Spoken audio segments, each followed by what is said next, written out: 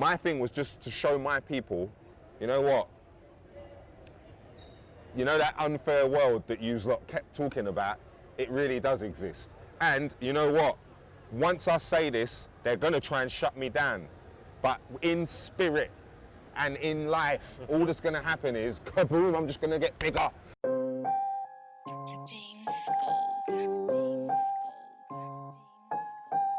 This is Knox NKE, and you're currently locked into Knox NKE TV.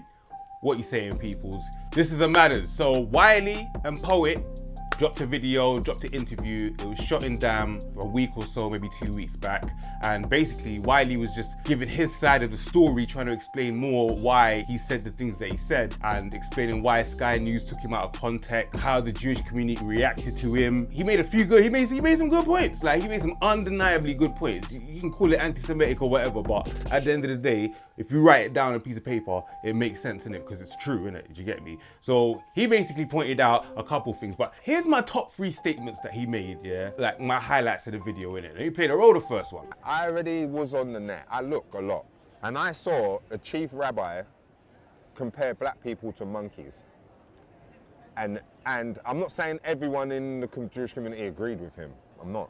But he said it. And when I mentioned the chief rabbi said that black people look like monkeys, oh, no, I've got to go over there. I don't know, I don't want to talk about that. So yeah, man's talking about the fact that our rabbi compared black people to monkeys, fam. And it's like, where was the outrage from the other community like this? Obviously in the article, which I'm not gonna read now, but in the article I read, it basically said that he'd been condemned, but let's keep it all the way stacked. Nobody knew, you get me? So how can it be that he can get away with saying that, but then when it comes to Wiley saying something controversial, listen, I'm all for freedom of speech, innit? Trust me, like as a black person, you've heard it all, so we might as well make it no holds barred, innit? But like, how are we shutting man down swiftly, who's making valid points, and yeah, he's angering people? Of course, the truth hurts, do you get me? Like, let's keep it real. But why is it one rule for one person and one rule for another? And I think that's what he was trying to communicate in the video, you get me, or in his tweets. And I'm not saying you go on a 2-day rant about it, do you get me? Maybe do an interview about it like you're doing now, do you get me? Where you're able to articulate your ideas a bit better.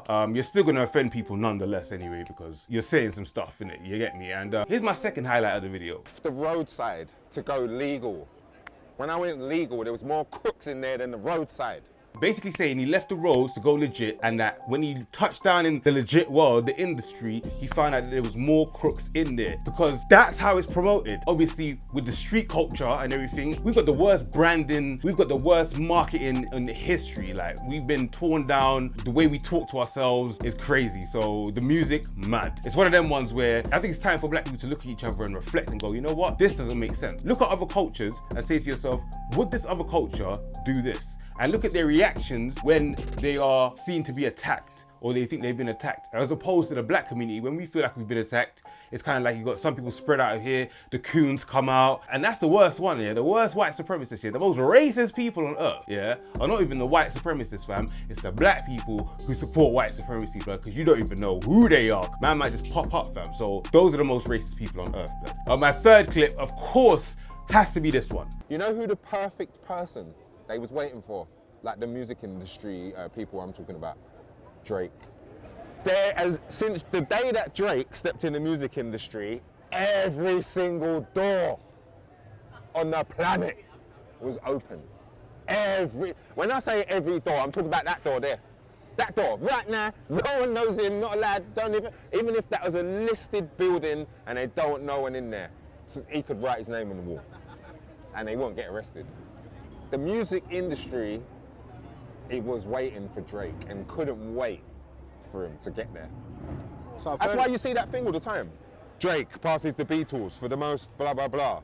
Drake, blah, blah, blah, blah. Better stats. Basically saying that the industry was waiting for Drake. I've been voicing this, maybe not on this channel, but I've been voicing this for time. Like, my man is jumping in different genres, yeah? Taking the art, doing a tune, ducking. Can we not see the strategy? There is a strategy at play here. Let's wake up, people. You get me? It's bait. I talked to some people, and this is maybe prior to what's going on now, but I talked to some people, and like, they would defend man to the end. They would go out of their way, fam. They would defend man more than they defend their family, more than they defend themselves. Like, frankly, these men were caping and cooning, bro. You get me? My man hasn't put out one tune that's positive about black people, you get me? I mean, they had that, what's it called, God's planting, but man's handing out money, charity, nah.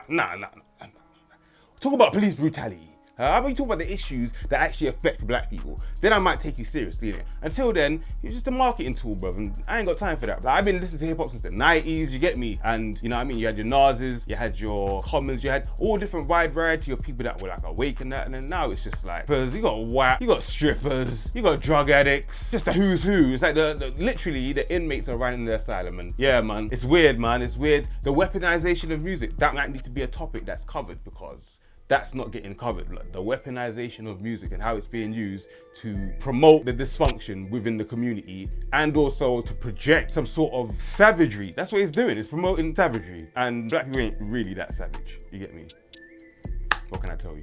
But anyway, guys, it's been amazing. Make sure you leave a comment down below. Let me know what you think about the interview with Wiley. Did you watch it? Did you think it was good? Did you not like it? Did you think Poet was a bit, hey Poet, was he a bit? Big up Poet though, big up Poet, because not a lot of people would have jumped on that interview instantly and flown over to wherever. But yeah, anyway, this has been Nux, NKE. Make sure you like, comment, and subscribe. Peace out.